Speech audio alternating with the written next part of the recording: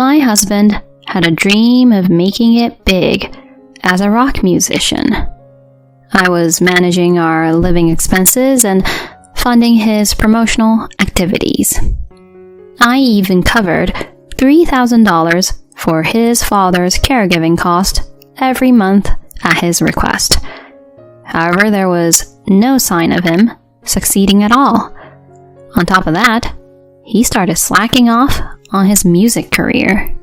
Whenever I tried to discuss it with him, he got defensive, insisting I only needed to listen to whatever he said. It was becoming a struggle to continue our life like that. I decided to at least ask my mother-in-law to spare me the caregiving expenses. Oh, but my husband passed away 10 years ago. Right after hearing that, my husband's diabolical betrayal became evident. I'm Sadie, 37 years old. I work for an event company, handling various types of clients. 2 years ago, I married Keith, who is 10 years younger than me. My friends were quite concerned when I told them the big news.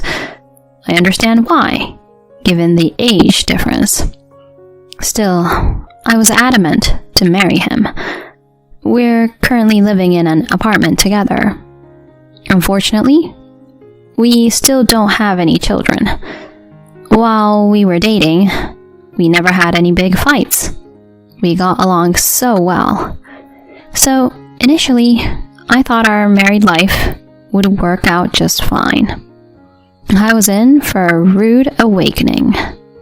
Keith was an indie rock band member, mostly performing at local live houses and regional music festivals. He was working hard to become famous through his music.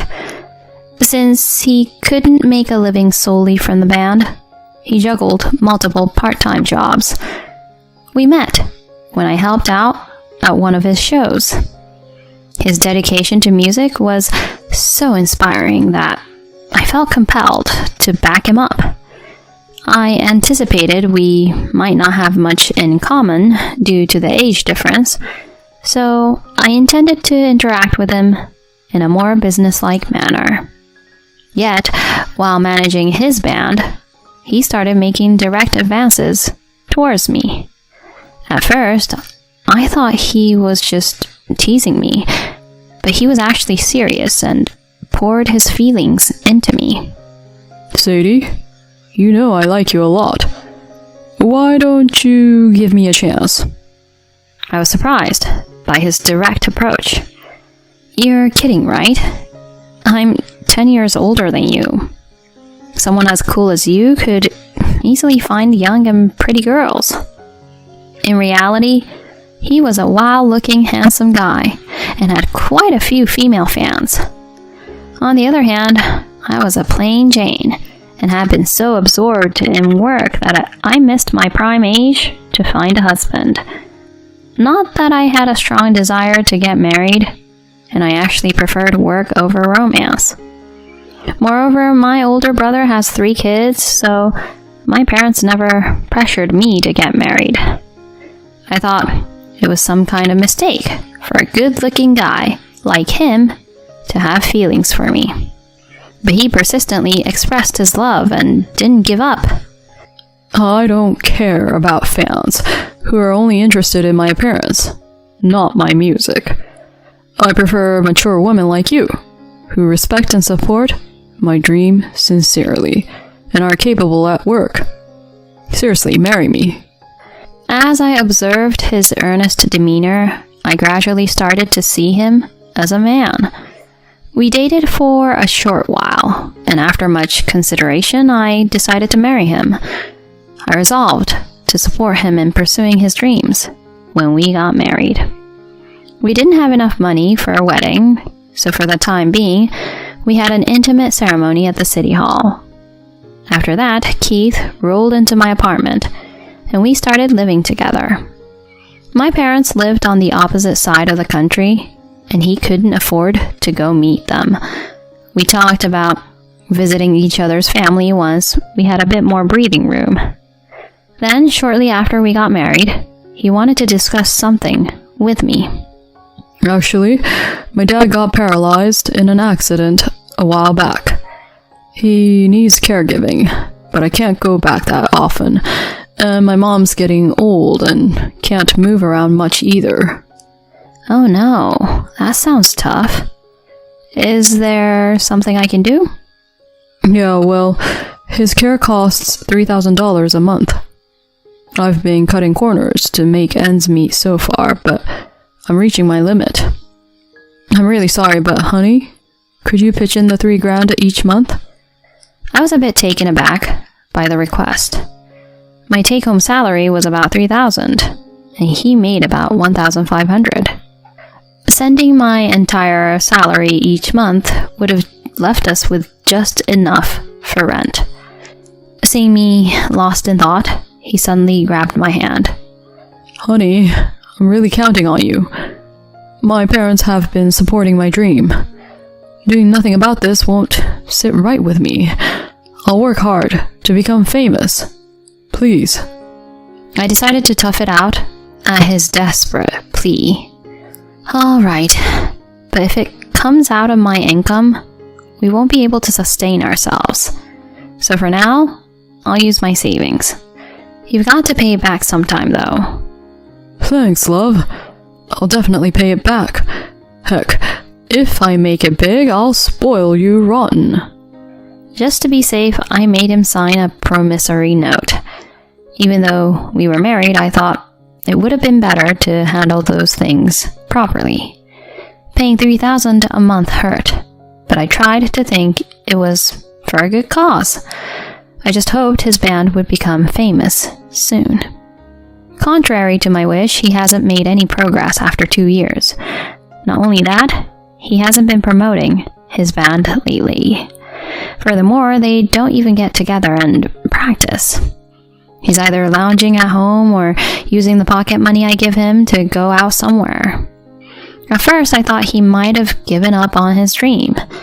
If he's not continuing with music, he needs to find another job. When I asked him if he had given up, he insisted he was still pursuing his music career. Despite his words, there's no sign of him restarting band activities at all. One day I got fed up and complained to him. Hey, can't you just get back into playing shows already? Or at least try some part-time jobs, even short-term? It could be a fresh breath of air, you know? Yeah, maybe. When I'm in the mood. You said that last time, but you've been just chilling without working. If you keep going like this, we're going to be in serious trouble. Just earn a little something, for God's sake. His nonchalance ticked me off, and I unintentionally responded in a harsher tone. He glared at me, and then got defensive. Shut up. Don't you complain about men's work. I'm just taking a break 'cause I'm in a slump. I'll get back to it when time passes. I was stunned by his sudden burst of anger. He had never been nasty to me since we got married. Anyway, his not working is seriously messing our finances up. My savings are getting low because of the monthly caregiving expense for my father-in-law. Our life will seriously fall apart soon. I did discuss reducing the amount I send with him, but... Cut down the amount? That'll make my dad suffer and make life harder for my mom. Are you planning to abandon my parents? It's not like that at all, but we're barely afloat. We can't sustain our life on just my income. Figuring that out is your job as my wife. Reducing the amount is absolutely out of the question. If there's not enough money, you go get a part-time job or something. He furiously stormed back to his room after that. I was at a loss about how to deal with his absurd demands. His troublesome behavior doesn't end there. Lately, he says he's going out with friends and comes back pretty late. It's not uncommon for him to return in the dead of night or sometimes not even contact me and just come back in the morning. When he returns home, he reeks of alcohol and perfume. When I ask him where he's been, he says he's been out playing around and drinking at bars. Okay, if it's just him drinking too much, I can understand the alcohol smell. But what's with the strong scent of perfume? I ask him to at least let me know where he's going, but he just won't listen. Don't complain about my hangouts with my buddies. I just happened to get that perfume smell at the bar. Don't go jumping to conclusions. He got upset when I mentioned the perfume.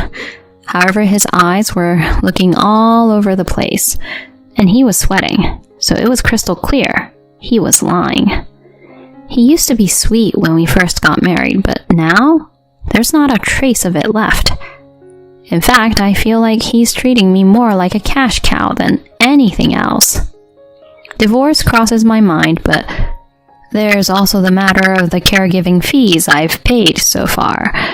I still have the promissory note, but will I get it back after the divorce? I have no choice but to consult with my in-laws, so while he's away, I've decided to call him. When I cleaned his room, I found a notebook with phone numbers written on it. It was old school, which is why it made a strong impression on me. While he's out, I go into his room and dial the number written in the notebook. Then, a woman's voice answers. Hello, who is this? Oh, hi, this is Sadie. You don't know me. Is this Miss Florence, Keith's mother? Yes. I explained to her that I'm his wife. She sounds really surprised since she hasn't received any news from him. I never thought he could get married. He's lazy and always talks about becoming a rock star. I'm really sorry for the delayed update. He was earnest in pursuing me. And well, I'm quite a bit older than him.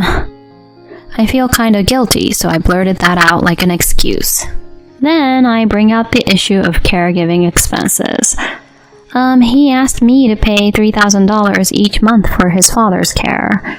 But because he's not working, my savings are about to run out. Is it okay to reduce the amount? When I nervously ask her, she becomes dead silent on the other end. And then, before I sense something bad, she drops a bombshell on me.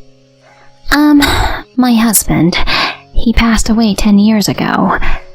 Anyway, Keith has been estranged from the family for years, and we haven't been in touch. What? His father is gone? And he's been estranged? I'm sorry, could you please explain a bit more?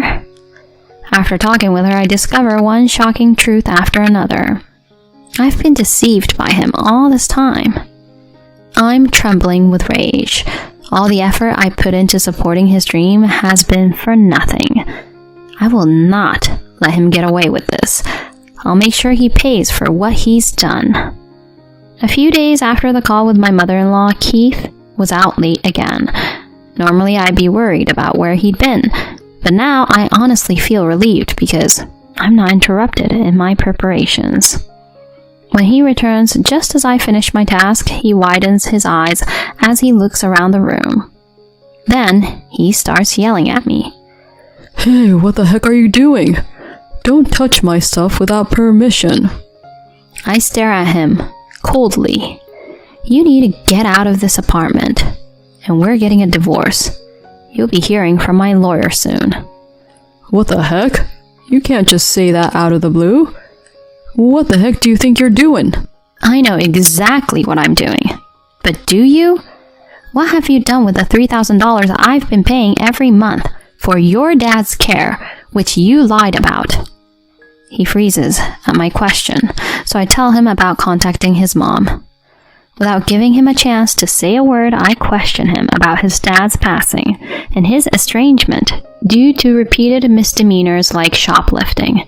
His face turns pale and desperately tries to come up with excuses. No, it's not like that at all. I was buying band equipment.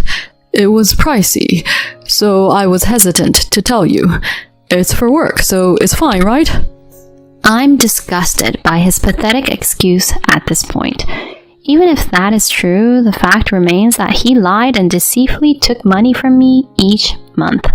And especially because it was all built on lies, there's no way I could forgive him. I'm not up for vague excuses. You used the money I gave you on your affairs, right? I've got proof, and it's all been checked. His notebook listed a bunch of women's phone numbers. When I called them all up, 5 women confirmed they were involved romantically with him.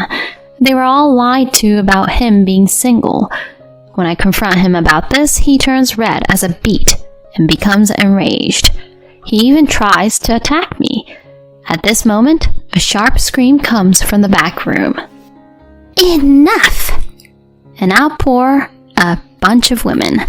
The color on his face goes from red to white in a second. They're all his mistresses, he deceived, and all gathered at my request. They looked like they were ready to unleash hell, especially since some of them were seriously considering marriage. They pounce on him, shouting, "You jerk!" and "You scumbag!" as they tower around the cowering Keith. The outnumbered women, fueled by anger, are like a force to be reckoned with. Amid this chaos, Keith's groveling, crying out, "Please stop. I messed up. I'm sorry." Once they have enough of him, each of them spits out, "I'll never forgive you," and "We're done," and storms out one by one. He's left in a sorry state, completely stunned. I lay it on even thicker and tell him straight up, "Just so you know, I'm demanding alimony for the infidelity, and you're paying back the total $70,000 I've paid in caregiving expenses. I've got the paperwork, so there's no running away." He suddenly looks at me and begs on his knees, "Please, honey, please don't divorce me. I'll pay back the money over time, and I'll change my ways and work seriously. Please, don't leave me." His pleas fall on deaf ears at this point. I feel nothing but annoyance. Are you kidding me? After lying and stealing money from me, you're saying this now? Using your deceased father as an excuse is despicable. Now I understand exactly why your mom disowned you. "Please don't say that. I'm really remorseful." It's too late for me to believe that now. I never want to see your face again. I'll contact you through my lawyer, so get the heck out of my apartment right now. If you don't leave, I'm calling the police. I kick him out right then and there. After that, I successfully divorced Keith and collected the money he deceitfully took from me in alimony through my lawyer. When I threatened to fight in court if he didn't pay, he quickly transferred the full amount into my account. It seems like he racked up some debts somewhere. Moreover, he scammed 2 out of the 5 women he had an affair with. They came after him too, but he couldn't afford any more debts. He turned to his estranged mother for help, begging for mercy.